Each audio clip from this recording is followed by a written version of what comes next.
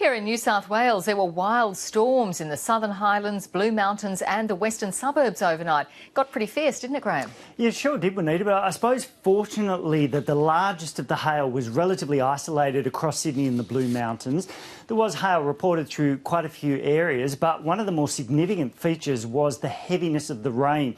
Now, the rain rates over a 10-minute period were around 20 millimetres, so had these storms been slow moving, we could have recorded well over 100 millimetres falling across suburbs over a 1 hour period, so they were potentially very dangerous storms.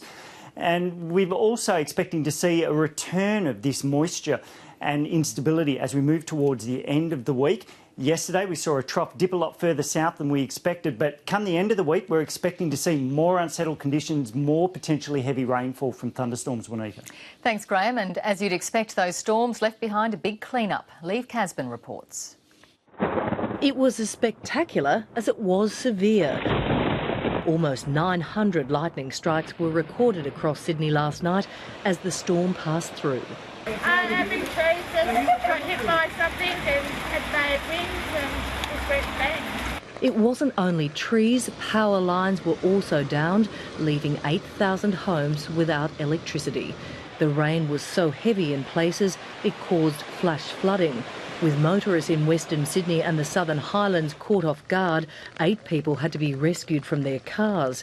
In Erskine Park, 20 millimetres of rain was recorded in just 10 minutes, with hail the size of golf balls reported at Katoomba and St Clair. Emergency crews worked through the night repairing the damage. In Katoomba, the Blue Mountains Hospital was literally bursting at the seams. Oh my God.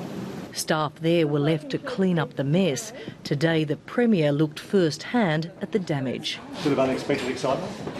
The good news is that patients weren't affected. The good news is that the damage occurred in what might be described as more public areas. Across Western Sydney, the clean-up was continuing well into the afternoon, with the State Emergency Service still attending to calls. There's been more than 170 calls to the SES overnight and this morning. Most of them, like this resident, had suffered damage to their roof. The hail on this carport, you would think marbles were being dropped from the heavens and they were just bouncing up and down like rubber balls. It just went pitch black. Everyone was panicking and I have my 4-month-old daughter in the room. Most of the homes left without power have now been reconnected. Lee Casbin, ABC News, Western Sydney.